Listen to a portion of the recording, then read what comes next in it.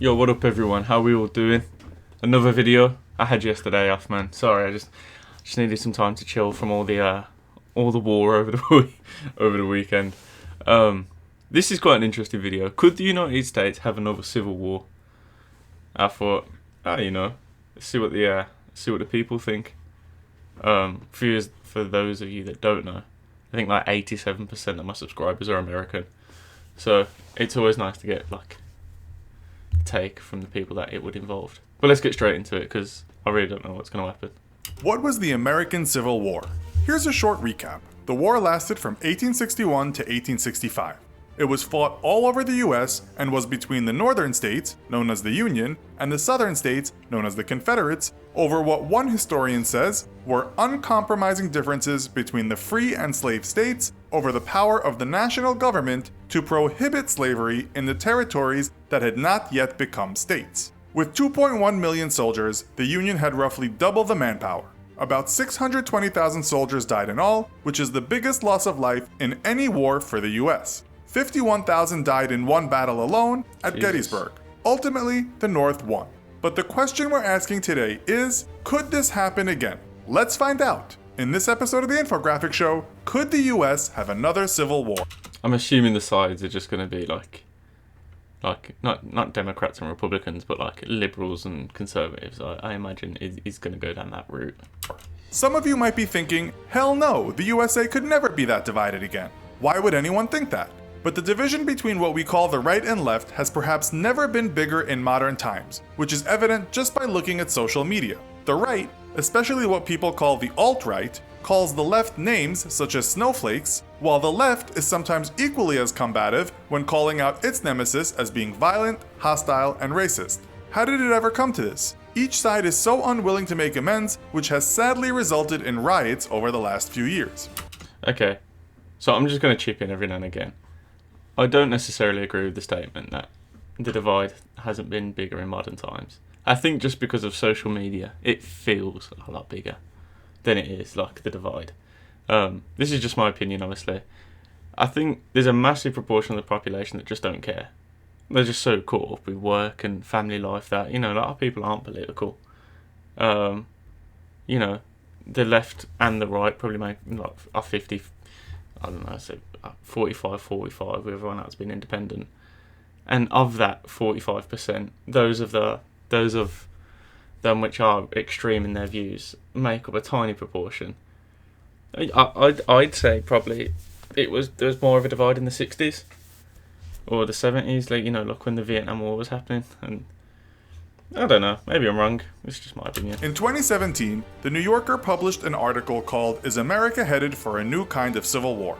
In the beginning of the article, we read the stark lines, "How fragile is the Union, our republic, and a country that has long been considered the world's most stable democracy?" A man named Keith Mines was interviewed. He has worked in the Special Forces, for the UN, and for the State Department. What did Mines say? Well, he believes that there is a 60% chance of civil war in the US in the next 10 to 15 years. Yes, you heard that right. So what's going on?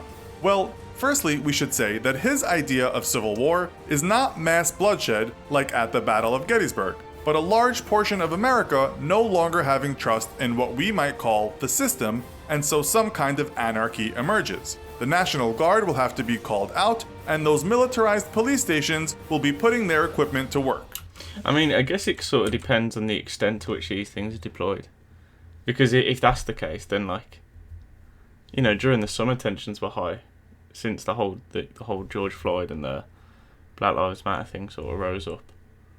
There was very mixed opinions on that. You had the left kind of saying this is about civil injustice, and the rights of African Americans or black people in America, and you had the more conservative types saying that BLM was fundamentally a Marxist organisation and was looking to push forth an extreme leftist view. If that's what he means, then I guess he's sort of right. I don't know. Might call the system, and so some kind of anarchy emerges. The National Guard will have to be called out, and those militarized police stations will be putting their equipment to work. This will all happen, according to Mines, because the polarization that we presently see will deepen, and there will be no chance to resolve it.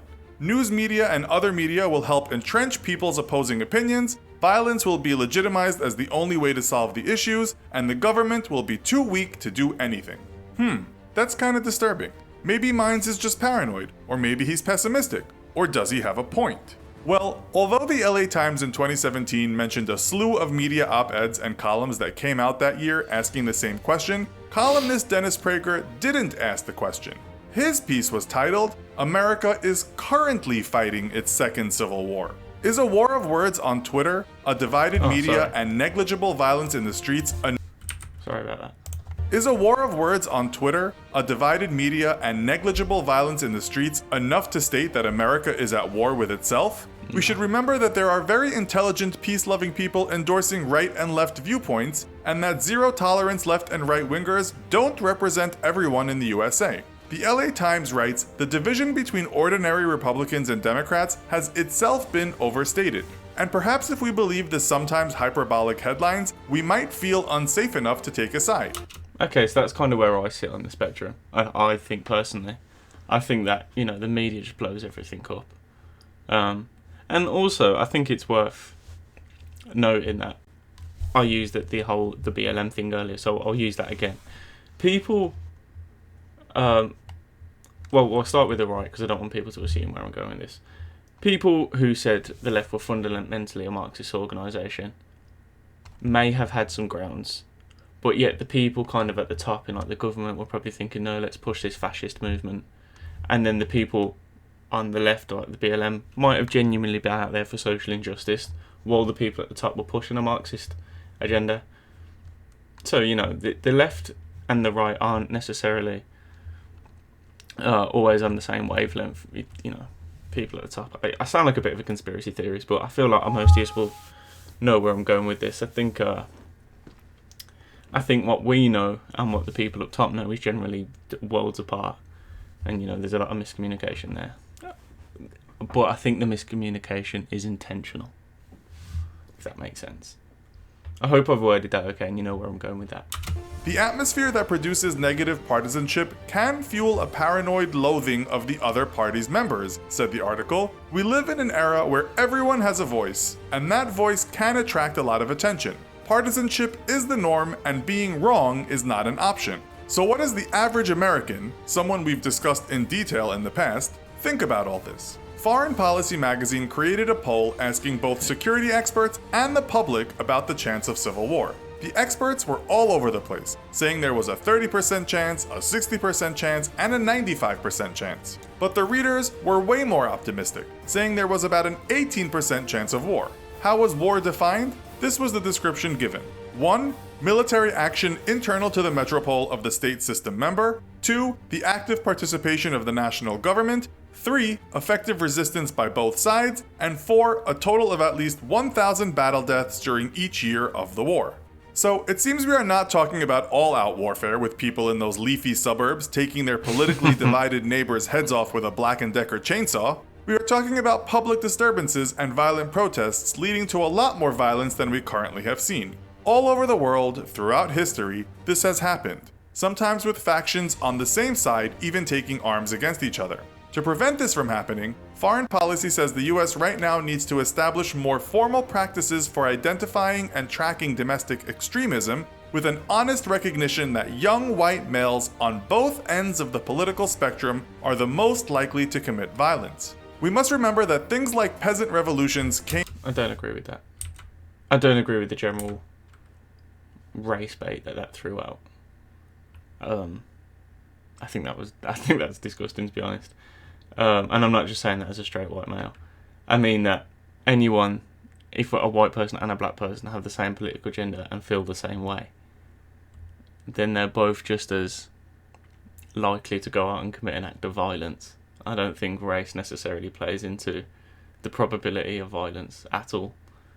And, you know, and this is coming from myself, which kind of leans right on the spectrum. And I know it seems very popular to say that, like, generally the more conservative types are a bit more optimistic to point the finger at black on black crime and say that black people are more likely to commit violence. I personally don't feel that's true. I don't feel like the literature on that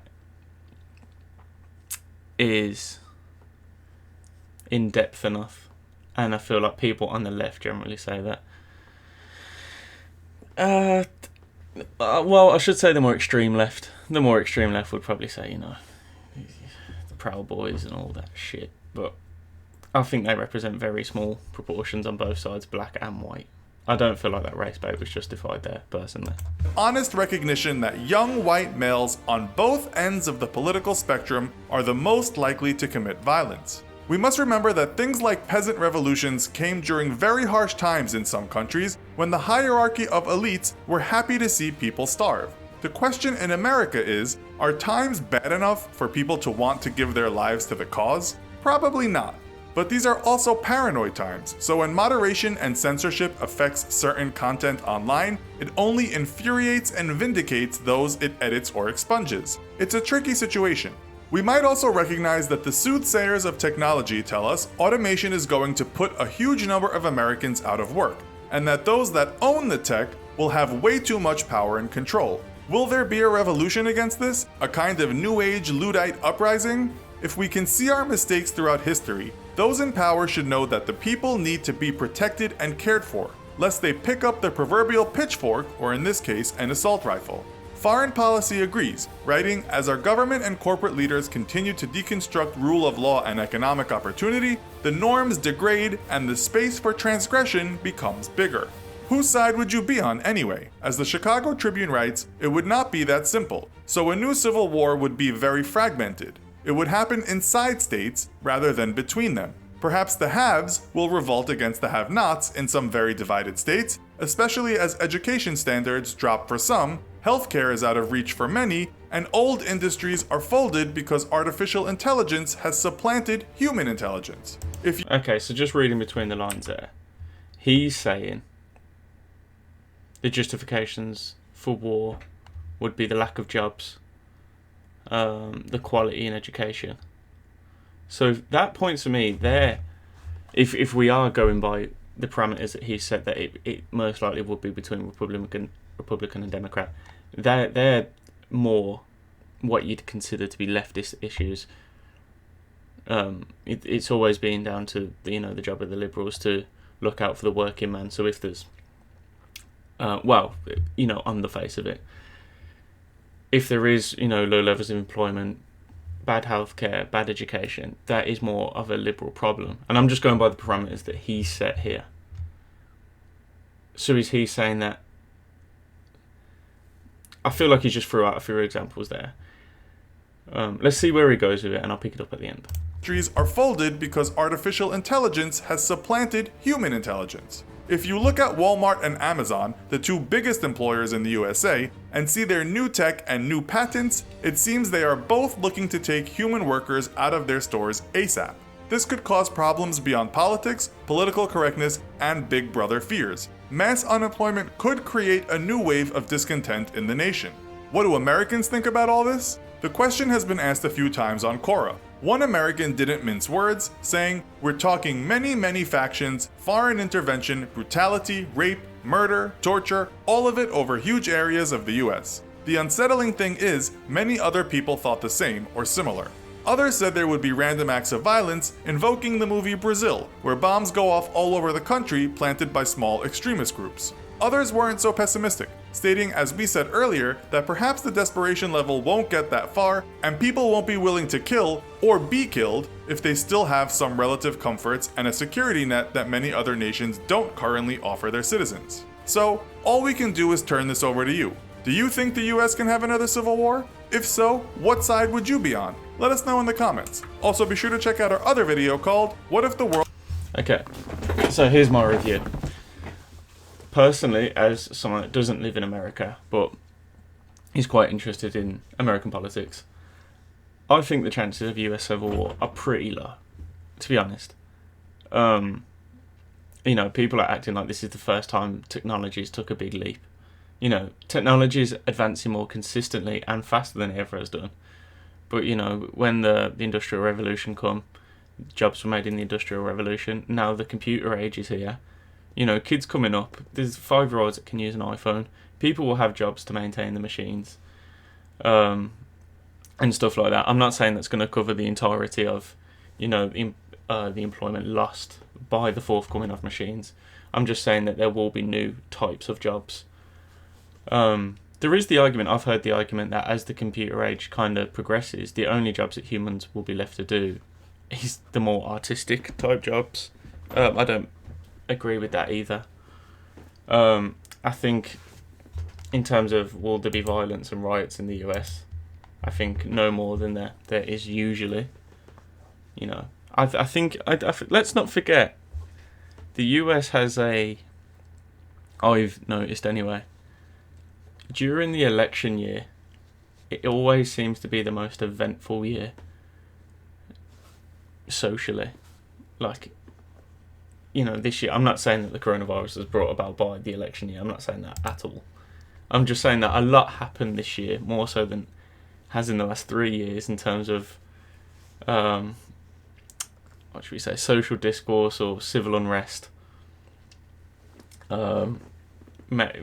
How much of that is inflated by the media, I don't know. I don't feel like this video answered the question or took a stab at it. I think it just kind of give you some factors and threw it back at you and said, you know, what do you think? I think I think things are pretty balanced as they have been for 20, 30 years. If you had to ask me, when do I think the US was at its most fragile recently, I'd probably say during the Vietnam War is when the most civil unrest was happening. You know, you had still a pretty racist period in America. You had the Vietnam War, you had the hippie movement, you had, you know, big corporations and establishments rising up. I'd say they were pretty fragile times, and to be honest, I consider myself moderate right now, conservative. I think back in the 60s, I probably would have been a liberal. I think the left has shifted significantly more left. Left, that's what I meant. And as a result, a small part of the right have moved further right, but in general, I think the political spectrum's moved left. Someone that would have been pretty far right back in the 60s is probably now moderate right to centre. Someone that was a liberal back in the 60s is probably more... In fact, no, some of them have switched across. Mate, no, okay, I take back what I just said. Because I'm thinking now there is quite a few, like, first wave, second wave feminists, which are now pretty conservative. Where back in the day there was pretty, you know, far left. Not far left, but, you know, left. You know, I'm kind of going around in circles, but I don't think there's any chance of a civil war. Let me know what you guys think. Let me know if you disagree with me. I don't feel like I've said anything too contentious, to be honest. Let me know what you guys think, and it'd be interesting to know what you guys think, actually. But yeah, peace out, like, comment, subscribe, all of that. Really appreciate it.